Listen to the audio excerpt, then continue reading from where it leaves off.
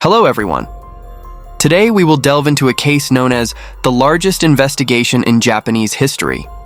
You may have heard about this case before, but we are presenting this video with fresh perspectives, and the mystery surrounding it is something we simply cannot overlook.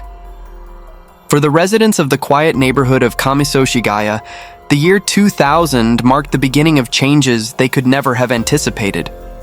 From urbanization to Tokyo's relentless expansion, the families living on this once bustling street had witnessed many transformations, along with the fierce competition of the times. But on the night of December 30th, 2000, just as they were preparing for the New Year's Eve celebrations, they would face a gruesome crime so shocking that it would forever alter the face of the neighborhood and the nation. The Setagaya family consisted of 4 members: 44-year-old father Mikio Miyazawa, 41-year-old mother Yasuko, 8-year-old daughter Niina, and 6-year-old son Rei. They once lived in a lively, bustling neighborhood filled with families. However, as the century turned and Tokyo expanded, many of their neighbors sold their homes and moved away from the city's constant hustle and bustle. By December 2000, the Setagaya family was one of only 4 households remaining in the area. From the outside, their home appeared large, but in reality, it was 2 adjacent houses, one occupied by the Miyazawa family and the other by Yasuko's family, mainly her mother, with occasional visits from her younger sister and brother-in-law. Realizing the need for a larger home to accommodate their growing family, the Setagaya family had planned to move out after selling their land to the city, as the government intended to use the space to expand the nearby Setagaya Park.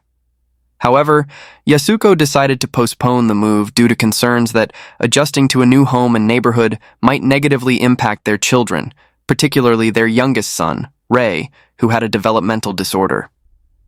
As a tutor, Yasuko understood the importance of a stable environment for education.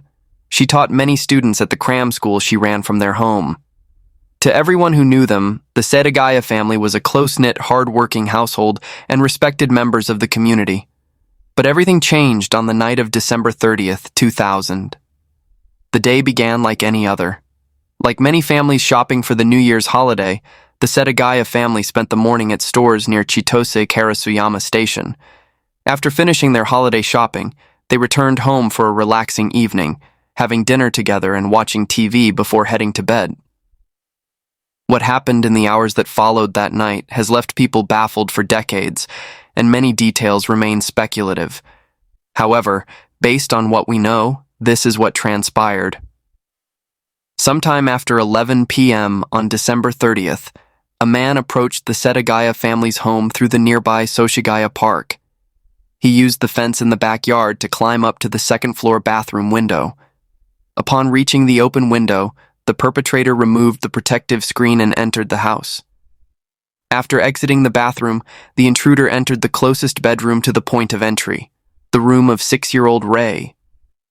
While Rei was sleeping alone in his bed, the perpetrator strangled him to death and left his body on the bed. Rei was the only victim who was strangled. The perpetrator then turned his attention to the father, Mikio, who was awake and working on the first floor at the time. But this is where the details become unclear. Some sources suggest that Mikio, upon hearing noises upstairs, rushed up the stairs and confronted the killer. Upon seeing Mikio, the murderer pulled out a sashimi knife, a type of blade typically used for slicing seafood, and stabbed the father multiple times as he tried to fight back. During the struggle, some sources claim that Mikio fell down the stairs, where he ultimately died from blood loss due to multiple stab wounds. However, other sources suggest that the killer went downstairs and murdered Mikio there.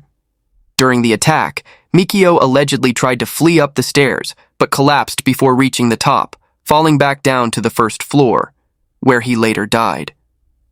What is certain is that one of Mikio's slippers was found on the staircase, and his body was discovered at the bottom of the stairs with multiple stab wounds, with a fragment of the sashimi knife still lodged in his skull.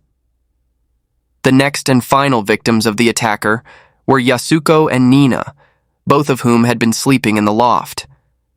Few details about their murders have been confirmed, but it is believed that both mother and daughter were attacked while they slept, as evidenced by bloodstains on their futon mattress. At some point before or during the attack, the perpetrator discarded his broken sashimi knife and retrieved a regular Western-style knife from the family's kitchen to complete the killings. During this time, the mother and daughter seemingly attempted to escape the loft using the foldable staircase that connected the loft to the main house, but were ultimately killed. Their bodies were found on the second floor at the top of the staircase, huddled close together. Nina's body was also found with missing teeth, indicating that she was not only stabbed but also beaten. Forensic evidence suggests that Nina was the last to die. But what made this case stand out from other murder cases and turn it into a media sensation was not just the brutality of the killings, but what happened afterward. After cold-bloodedly murdering a family of 4, including 2 young children, the perpetrator did not flee the scene. Instead, police initially believed the killer stayed inside the house for at least 2 hours, but later evidence suggested he may have remained for up to 10 hours after committing the murders. During that time, he used the family's computer, ate food, treated his wounds, used the bathroom, and rummaged through their belongings. While the exact order of these events is debated, the killer's actions during this period later led the case to be dubbed the Goldilocks murder. This term typically refers to bizarre break-ins, where the intruder not only steals but also engages in strange behavior, such as eating, sleeping, or using the homeowner's possessions before leaving. Based on evidence found at the scene, investigators reconstructed the timeline of events after the murders. The killer calmly walked past the bodies of the family members, went straight to the kitchen, took several containers of ice cream from the refrigerator, along with some barley tea and, according to some sources, even melon, and began eating just minutes after the crime. Strangely, he did not use a spoon. Instead, he squeezed the containers, pushing the ice cream upward and biting into it directly, leaving saliva and fingerprints all over the kitchen. While eating in the kitchen, the killer found the family's first aid kit and used it to bandage a cut on his hand sustained during the attack. After dressing his wound, he left the blood-stained bandages behind, conveniently providing police with a blood sample they would later analyze. After leaving the kitchen, the perpetrator went to the storage room on the first floor, rummaged through the family's documents, then pulled out a drawer containing them and carried it upstairs to the second-floor bathroom, where he dumped the contents into the bathtub. At some point, he also used the toilet in the second-floor bathroom but did not flush. He wiped his hands on a towel, once again leaving bloodstains before exiting the bathroom. Some sources claim that the killer then took a nap on the family's sofa, but this remains a point of contention. What we do know for certain is that at some point, the perpetrator decided to remove his jacket, hat, shirt, and scarf, leaving them behind along with 2 handkerchiefs, a hip bag, and a pair of black gloves. Both weapons, the sashimi knife the killer brought with him and the kitchen knife he switched to during the attack, were also left at the scene. While the exact sequence of events is highly debated, one thing is certain. At 1 a.m., the family's computer logs indicate that the killer turned on Mikio's computer and created a new folder. Although unconfirmed, it is believed that he also used the internet to visit the website of a local theater company. The logs also show that the computer was accessed again around 10 a.m. In the early stages of the investigation, police used these logs to estimate how long the perpetrator remained in the house.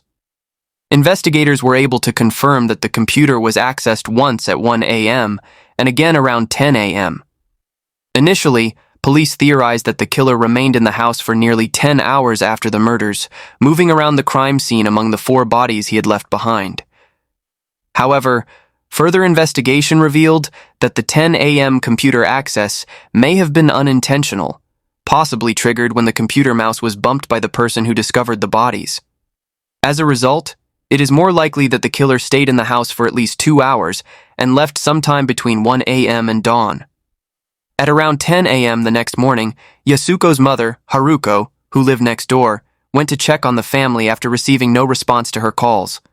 Upon opening the door and stepping inside, she was met with the horrifying sight of her son-in-law's body at the foot of the stairs where the killer had left him. Overcome with shock, she immediately called the police.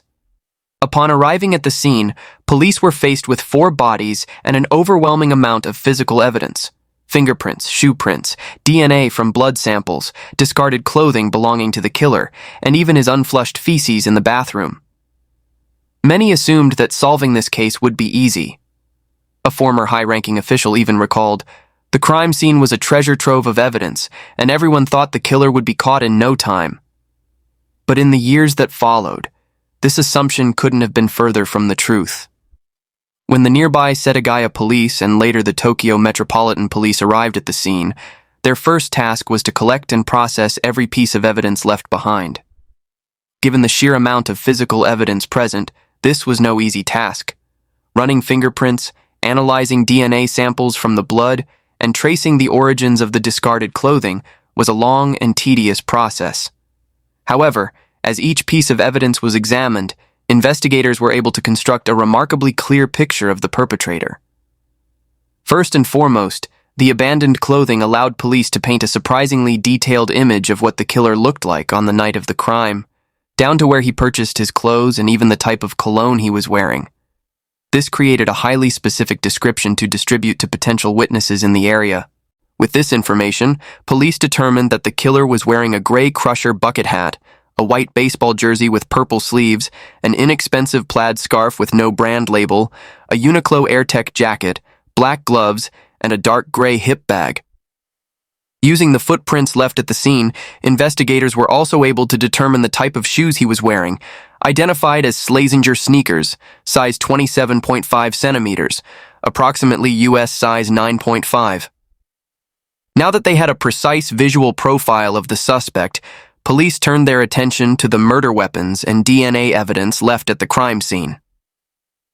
One of the most critical pieces of evidence in solving most homicide cases is the presence of the perpetrator's DNA, and the Miyazawa family's killer had left his genetic material everywhere, from saliva to hair, blood, and even feces. While this would seem like a goldmine for investigators outside Japan, Japan's legal system has strict regulations regarding DNA handling. In his podcast covering the case, investigative journalist Nicholas O'Brien interviewed multiple law enforcement officers in Japan and discovered that all DNA testing and analysis from crime scenes are conducted by an internal division, which is legally prohibited from disclosing DNA test results. This is in line with Japan's strict personal information protection laws, which limit the sharing of personal data without the individual's consent. As a result, any information about the suspect's DNA testing or genetic profile that appears in the media was likely leaked. After extensive analysis of all available evidence, investigators initially concluded that the suspect was likely between 15 and 35 years old, as he needed enough physical strength to climb through the second-floor window. He was also estimated to be around 5 feet 7 inches, 170 centimeters, tall and relatively slim, based on the 32-inch waist strap of the hip bag he left behind. His DNA profile indicated he was male with blood type A, and an analysis of his feces revealed that his last meal included string beans and sesame seeds. However, when police ran his fingerprints, they found no matches in their database, meaning the perpetrator had no prior criminal record. Now, with extensive information about the killer's clothing and DNA profile, the police released sketches and details to the public. But as days and months passed, no one could identify the perpetrator. In an effort to jog people's memories, the police even released a document highlighting major events of the year and TV programs that aired on the night of the crime, desperately hoping to trigger a witness's recollection. One of the biggest challenges in the case was that despite the overwhelming amount of physical evidence left behind, most of it was fairly unremarkable. The clothing consisted of common items sold in large quantities and available almost anywhere. The fingerprint evidence yielded no matches in Japan. Each lead failed to bring investigators any closer to identifying the perpetrator's whereabouts or origin. That was until 2 pieces of clothing provided the police with critical leads in the case. These items were the killer's shoes and hip bag. Each of these items helped narrow the scope of the investigation in its own way. The police discovered that the size 27.5 centimeters Schlesinger sneakers worn by the killer had never been sold in Japan, but they had been available in South Korea. This allowed investigators to narrow the suspect pool, concluding that the perpetrator must have either lived in or visited South Korea at some point. However, under South Korean law, all Korean citizens over the age of 17, as well as visitors to the country, are required to provide fingerprints upon entry, which are stored in a national database.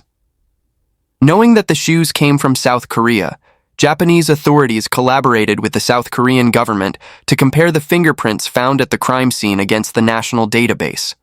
Once again, they found no matches, leading the investigation into another dead end. The second piece of clothing that was analyzed was the hip bag, which, unlike the shoes, expanded the investigation beyond Japan and into the United States. When police examined the contents of the hip bag, they found skateboard grip tape, traces of the popular men's cologne Drakkar Noir, and a small amount of sand. Upon analysis, it was determined that the sand did not originate from Japan, but rather from Los Angeles, California. Additionally, the police learned that only 130 of the killer's shirts had been manufactured and sold, yet they were only able to track down 12 of the buyers. This completely disrupted the police's initial theories about who the perpetrator might be and, in many ways, sent them back to square one. As time passed and more clues emerged, the case became increasingly convoluted, with each new discovery only adding to the confusion. Every new piece of evidence shed some light on the case, sometimes clarifying it, sometimes making it even more puzzling. For example, early in the investigation, when police were interviewing residents in the area that night, a taxi driver reported picking up 3 men near the crime scene. These men matched the estimated age and build of the suspected killer, and the driver even noted that one of them was injured and left behind a bloodstain on the back seat. These men could have been the perpetrators, but the most baffling part of the case was that there were 3 of them, while the evidence from the house strongly suggested that there was only one killer. It was also discovered through witness testimony that the day after the murders, nurses and staff at a medical center near Tobu-Nikko Station, a few hours north of Setagaya, reported speaking with a man around 30 years old who came to the center with a severe hand injury. The nurses recalled that the wound was so deep they could see the bone, but despite their questions about how he was injured, the man refused to explain and quickly left, prompting the staff to report the encounter to the police after hearing about the Miyazawa family murders. Another perplexing detail in the case was the presence of 2 handkerchiefs found at the scene, one intact and the other with a hole cut in the middle. Initially, police asked the public for any information on why a handkerchief would be cut this way. Based on responses, detectives determined that the handkerchief with the hole was likely used to slide the handle of a knife through, a common practice among fishermen when cutting large fish like tuna, as it provides a more secure grip on the blade. However, others suggested that the handkerchiefs were used to avoid leaving fingerprints, while the second handkerchief might have been used as a makeshift mask to conceal the killer's face. But if the murderer was trying to avoid leaving fingerprints, why were his fingerprints found all over the house? These inconsistencies in the case baffled investigators for years, slowing progress and ultimately reducing the chances of ever catching the perpetrator. And even with all the evidence collected, only a few theories emerged. For a family like the Miyazawas, identifying a motive for the crime was nearly impossible. As a household, they were well-liked and had no known disputes with anyone, certainly none that would warrant the brutal murder of the entire family. With a wealth of evidence but no real suspects, the police were forced to reconsider their approach. Typically, in cases like this, initial theories revolve around a botched burglary. But too many aspects of this crime did not align with that idea. For example, burglars usually target homes when they believe no one will be inside. So, the fact that the killer attacked the Miyazawa home in the evening, when all 4 family members were almost certainly present, made the burglary theory unlikely. Not only that, but after breaking into the house, the killer's first action was to murder the youngest child, who posed the least threat. If the primary objective had been to steal money, the first thing the intruder would have done was search for valuables. Instead, the killer's first move was to enter Ray's room while he was still asleep and strangle him to death. Only after killing the entire family did the intruder make any attempt to access valuables, and even then, he left most of them behind, or dumped them into the bathtub.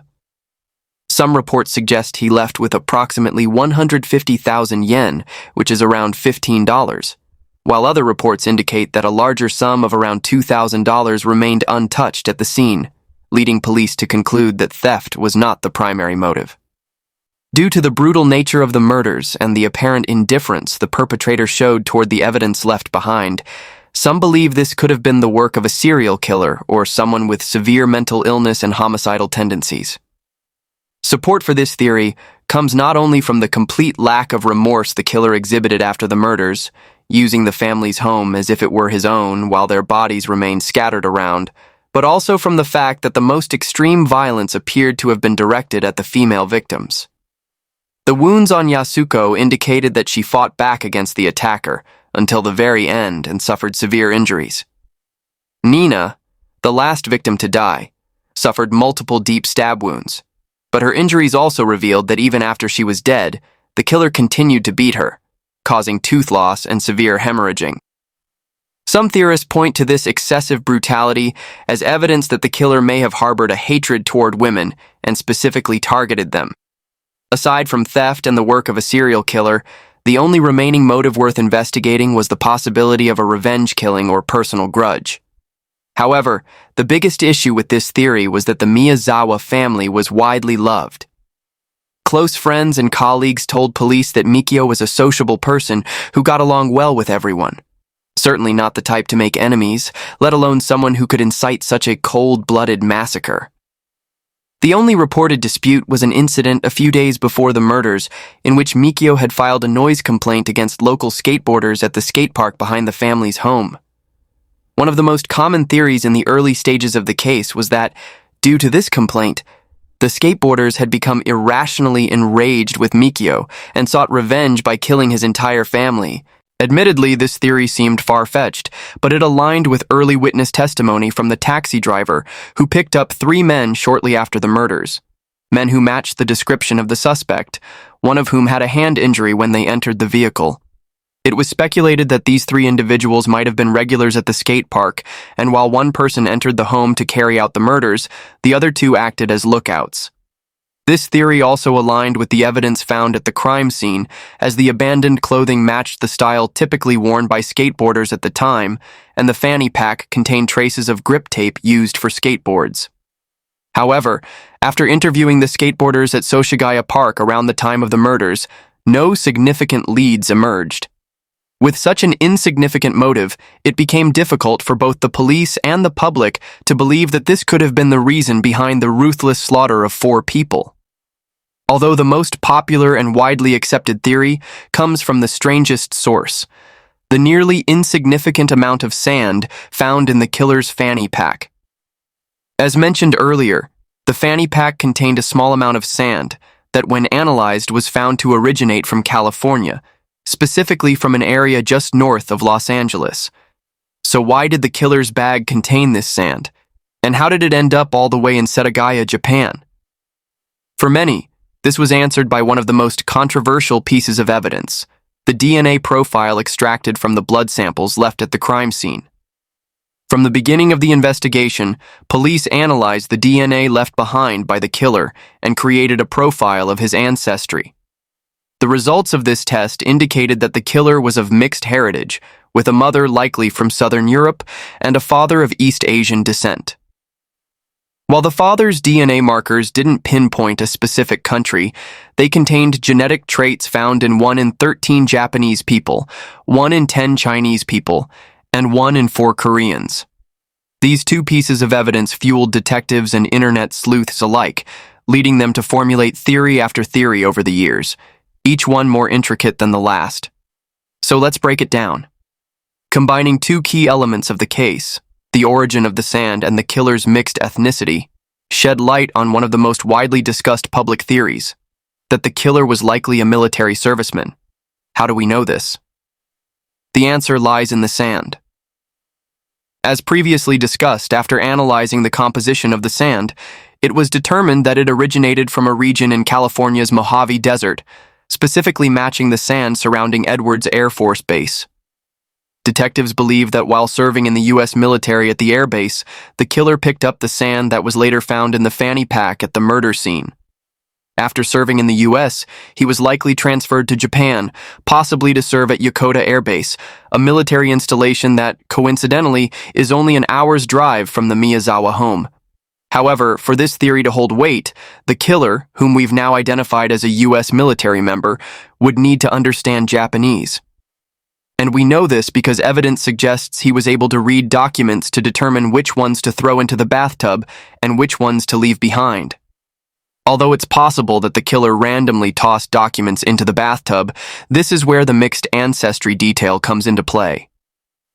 Some believe the killer could have been the child of a soldier who married a foreigner while stationed overseas, meaning that while the killer may not have lived in Japan full-time, he learned Japanese from his parents and possibly visited Japan while growing up, allowing him to feel comfortable navigating the country and neighborhood.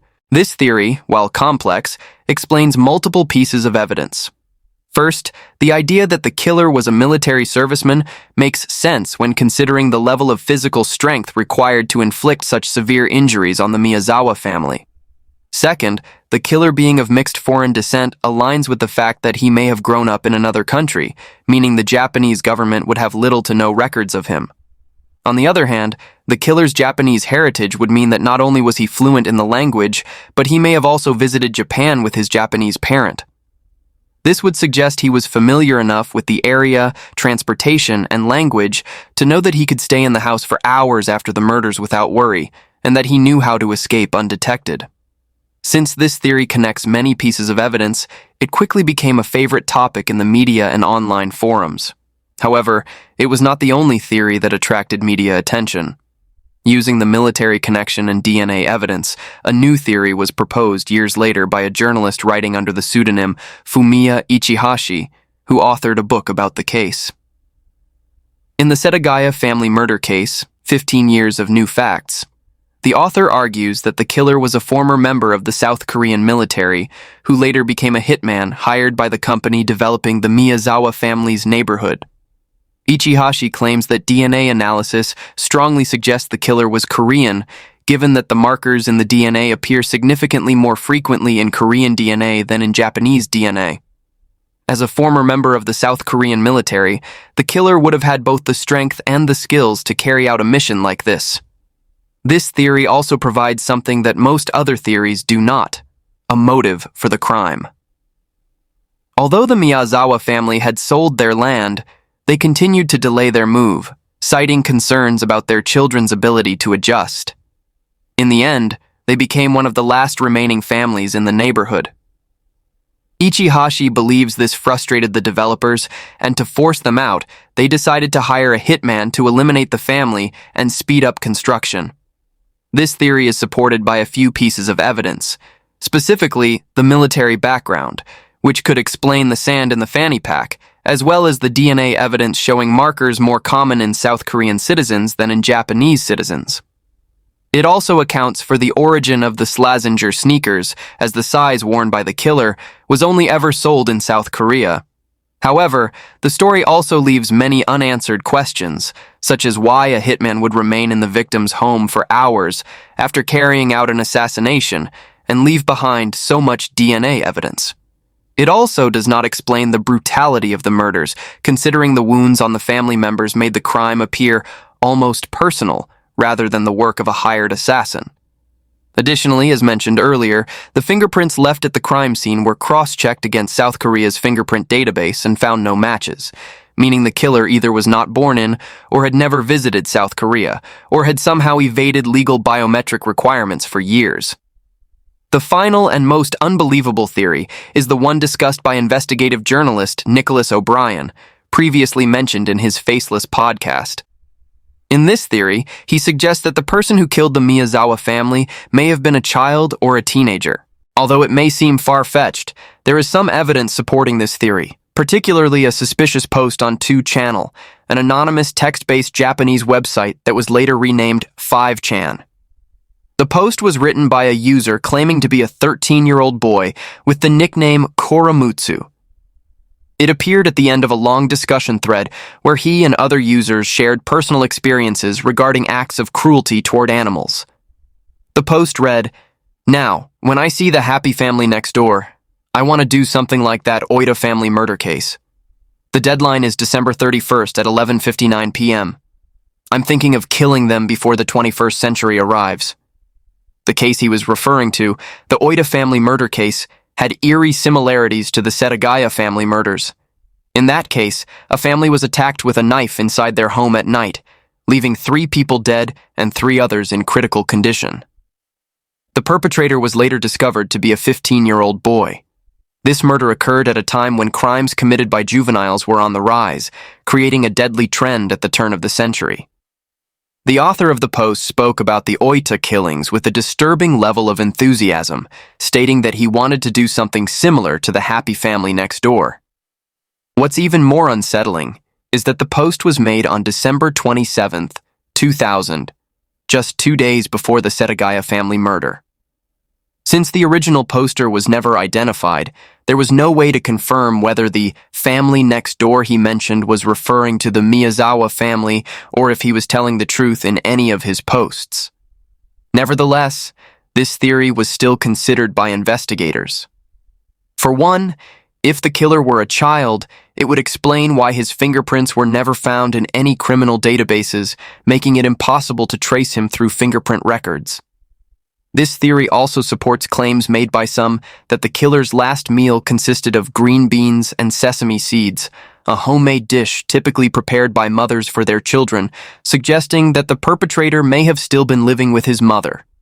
However, this theory directly contradicts many other pieces of evidence, such as why sand from Edwards Air Force Base was found in his bag, or how, as a 13-year-old boy, he had the physical strength to scale the backyard wall and brutally murder an entire family. Most people familiar with the case outright dismiss this theory. Regardless of its validity, many people have embraced these theories and expanded upon them. With no suspects or concrete leads, the police were forced to consider every story that came their way, searching for any real piece of information. In an effort to encourage new leads, authorities even offered a reward of 20 million yen, equivalent to nearly $190,000, for any information leading to the arrest of the murderer. This was the largest reward ever offered by Japanese police, resulting in a massive investigation that spanned years. Today, 93-year-old Haruko, the grandmother of the Miyazawa family, is still waiting for answers. Trapped in grief, she stands at the entrance of Chitose Karasuyama Station in Setagaya, Tokyo, handing out flyers in hopes that, even after 24 years, someone may know something that could bring her son's killer to justice. Since the incident, a police officer from the Tokyo Metropolitan Police Department has been stationed outside the house 24/7. The road leading to the house has also been blocked off.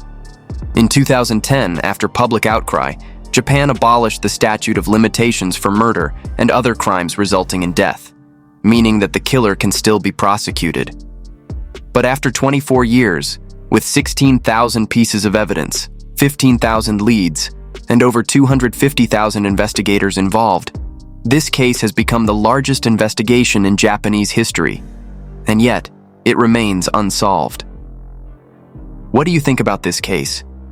Do you believe the Japanese police have done their job well, or do you have your own theory about the killer?